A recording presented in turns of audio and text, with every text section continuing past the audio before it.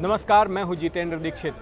Superstar Shahrukh Khan के बेटे आर्यन खान को गिरफ्तार करके नारकोटिक्स कंट्रोल ब्यूरो के जोनल डायरेक्टर समीर वानखेड़े इन दिनों चर्चा में हैं।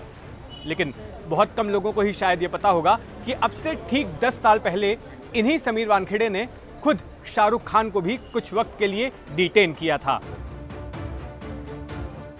अब मैं जो किस्सा आपको सुनाने जा रहा हूं वो अंग्रेजी अखबार इंडियन एक्सप्रेस के हवाले से है।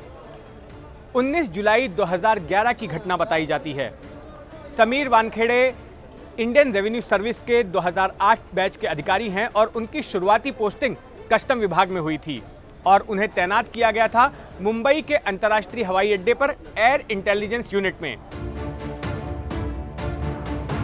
एयर इंटेलिजेंस यूनिट कस्टम विभाग की वो यूनिट है जिसकी जिम्मेदारी है कि हवाई जहाज से दूसरे देशों से मुंबई पहुंचने वाले लोगों की निगरानी करे और अगर कोई कस्टम ड्यूटी चुकाए बिना निकल रहा है या ग्रीन चैनल से जाने की कोशिश कर रहा है तो उससे रुकाकर उससे कस्टम ड्यूटी भरवाए, उससे पूछताछ करे, उससे जुर्माना भरवाए।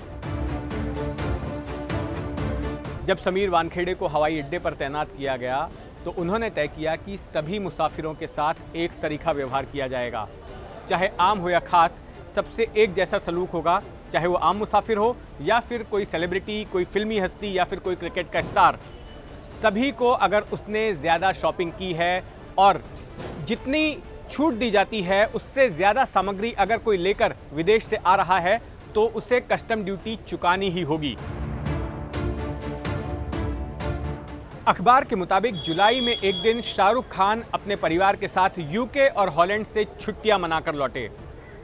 उन्होंने बड़ी मात्रा में विदेशी सामान अपने साथ लाया था, खूब जमकर शॉपिंग की थी और जैसा कि आरोप लगाया जाता है कि वो बिना कस्टम ड्यूटी भरे एयरपोर्ट से निकल रहे थे। समीर वानखेड़े ने उन्हें रोक लिया।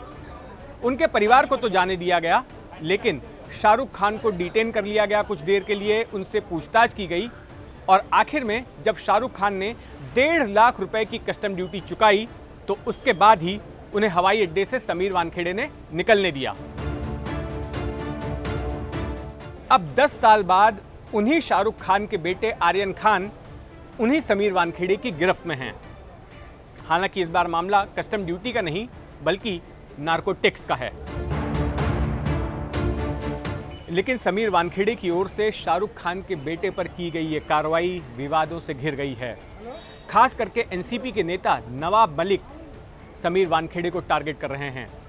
उन्होंने एक प्रेस कॉन्फ्रेंस के जरिए आरोप लगाया कि 2 अक्टूबर को जब समीर वानखेड़े की टीम ने मुंबई के बंदरगाह पर छापा मारा और आर्यन खान को गिरफ्तार किया तो उसी दौरान कुल 11 लोगों को डिटेन किया गया था, लेकिन 3 लोगों को छोड़ दिया गया।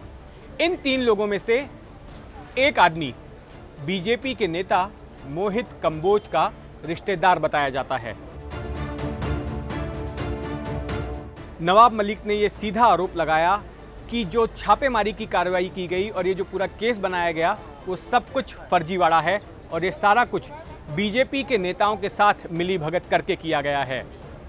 जिन 3 लोगों को छोड़ा गया उन्हें भी महाराष्ट्र के और केंद्र के बीजेपी नेताओं के इशारे पर ही छोड़ा गया है और ये सारा कुछ चंद मशहूर लोगों को बदनाम करने के लिए किया गया। इस प्रेस कॉन्फ्रेंस से 3 दिनों पहले नवाब मलिक ने एक और प्रेस कॉन्फ्रेंस ली थी और उसमें आरोप लगाया था कि जो लोग डिटेन करके ला रहे थे बंदरगाह से आरोपियों को एनसीबी के इस दफ्तर में, उनमें से 2 लोग ऐसे थे जो कि संदिग्ध थे। उसमें से एक के बारे में बताया गया कि वो बीजेपी का कार्यकर्ता है।